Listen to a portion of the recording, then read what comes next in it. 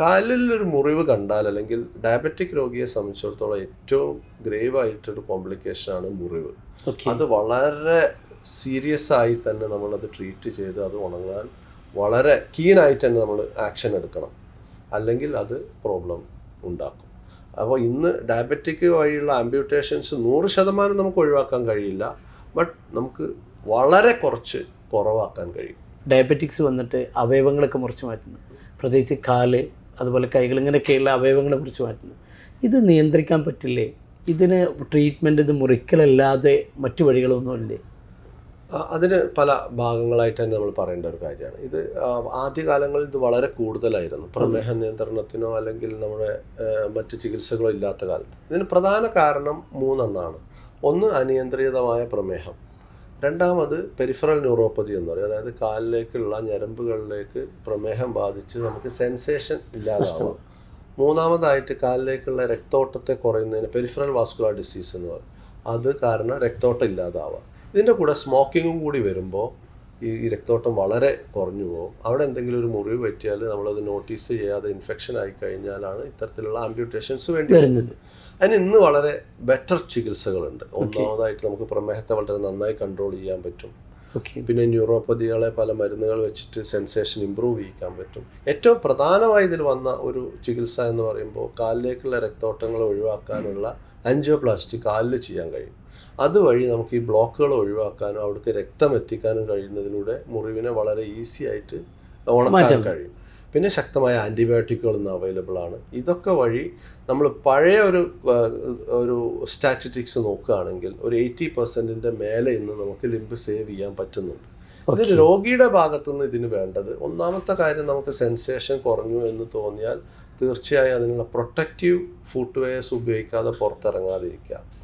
പിന്നെ എന്നും നമ്മുടെ വീട്ടിലെ ഒരു മിറർ വെച്ചിട്ടോ അല്ലെങ്കിൽ നമ്മുടെ ഇണയോടോ ആരോടെങ്കിലും പറഞ്ഞ് കാല് നോക്കണമെന്നും, ചെറിയ മുറിവുകളെല്ലാം വരുന്നുണ്ടോ എന്നുള്ള ഇൻസ്പെക്ട് ചെയ്തുകൊണ്ടിരിക്കും. ഉണ്ടെങ്കിൽ എത്രയും പെട്ടെന്ന് ട്രീറ്റ്മെൻറ്റ് എടുക്കണം. പിന്നെ കാലിലേക്കുള്ള ബ്ലഡ് ഫ്ലോ കുറവുണ്ടെങ്കിൽ അതിനാവശ്യമായ ട്രീറ്റ്മെൻറ്റ്സ് എടുക്കുന്നത് വളരെ നല്ലതാണ്. ചിലപ്പോൾ ആസ്പിരിൻ ഗുളികകൾ പറ്റും, ചിലതിൽ ആൻജിയോപ്ലാസ്റ്റി ചെയ്യണമെങ്കിൽ അത് ചെയ്യേണ്ടി വരും. അത്തരത്തിലുള്ള ചികിത്സകൾ എടുക്കുക. അതുപോലെ ഈ പ്രമേഹ രോഗികൾക്ക് പല്ല് പറിക്കാൻ ഇതിനൊക്കെ ഒരു നിശ്ചിത ലെവലിലെ ഷുഗർ പാടുള്ളൂ എന്ന് പറയാറുണ്ട്. അതെ അതെ. അപ്പോൾ അത് ബ്ലീഡിങ് പേടിച്ചിട്ടാണോ അതോ മുറിവ് ഉണങ്ങാത്തത് പേടിച്ചിട്ടാണോ? ബ്ലീഡിങ് അല്ല പ്രധാന കാരണം. ബ്ലീഡിങ് ഇൻക്രീസ് ഉണ്ടാവും ഡയബറ്റീസ് കൂടുമ്പോൾ. ഏറ്റവും പ്രധാന കാരണം ഒന്ന് ഇൻഫെക്ഷനും, രണ്ടാമത്തെ കാര്യം അവിടെയുള്ള നീര് കൂടുമ്പോൾ അവിടെയുള്ള മുറിവ് ഉണങ്ങാൻ അതിൻ്റെ ചുറ്റുഭാഗമുള്ള ടിഷ്യൂ ഹെൽത്തി ആയിരിക്കില്ല.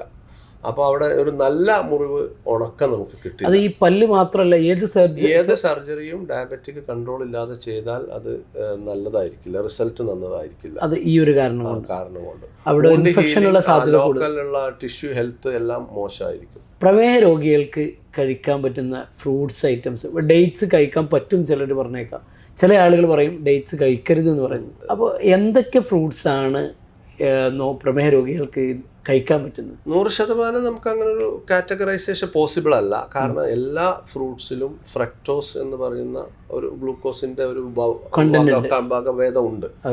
എന്നാലും നമുക്ക് ലിമിറ്റഡ് അളവിൽ ഫ്രൂട്ട്സ് കഴിക്കാം. അതിൽ ഫ്രൂട്ട്സിൽ തന്നെ ഹൈ കാലറി ആയിട്ടുള്ള, ലോ കാലറി ആയിട്ടുള്ള ഫ്രൂട്ട്സ് ആയിട്ട് ഡിവൈഡ് ചെയ്യുന്നുണ്ട്. ഇപ്പം നമ്മളെ സംബന്ധിച്ച് മാങ്ങ അല്ലെങ്കിൽ ഓറഞ്ച്, പൈനാപ്പിൾ, ഇത്തരം മുന്തിരി, ഇതൊക്കെ വളരെ ഷുഗർ കണ്ടന്റ് കൂടിയ ഫ്രൂട്ട്സാണ്. അപ്പോൾ അത് ഉപയോഗിക്കുകയാണെങ്കിൽ വളരെ കുറവേ ഉപയോഗിക്കാൻ കഴിയും. അതേസമയം തന്നെ നമ്മൾ ഓറഞ്ച്, അവക്കാഡോ, കിവി, പിന്നെ കോക്കനട്ടിൻ്റെ തേങ്ങ, ഇതിലൊക്കെ കമ്പാരിറ്റീവ്ലി ഷുഗർ കണ്ടന്റ് കുറവാണ്. അപ്പോൾ you can use little more. അപ്പോൾ നമുക്ക് ഏതെങ്കിലും ഒന്ന് ഉപയോഗിക്കാമെന്നോ ഉപയോഗിക്കണ്ട എന്നോ പറയുന്നതിൽ അർത്ഥമില്ല.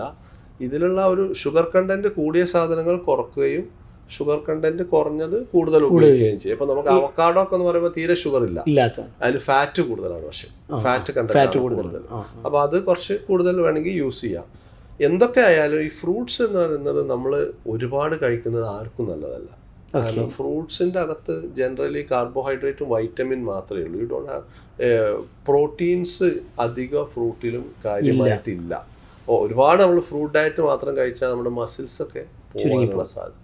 അപ്പോൾ ഒരു പോർഷൻ, നമ്മളൊരു ഫുഡ് പ്ലേറ്റ് എന്ന് പറയും, അതിൽ ഒരു പ്ലേറ്റ് ഒരു പോർഷൻ കാർബോഹൈഡ്രേറ്റ്, ഒരു പോർഷൻ പ്രോട്ടീന്, ഒരു പോർഷൻ നമ്മൾ വെജിറ്റബിൾസ് കൂടെ ഒരു ചെറിയ പോർഷൻ ഫ്രൂട്ട്സ് ഫോർ ടേസ്റ്റും അതിൻ്റെ വൈറ്റമിൻ കണ്ടന്റിനും കൂടി ഉപയോഗിക്കാം. But large quantity of fruits daily അത്ര നല്ല ഫുഡല്ല, അത് അഡ്വൈസബിൾ അല്ല. അഡ്വൈസബിൾ അല്ല. ഓക്കെ.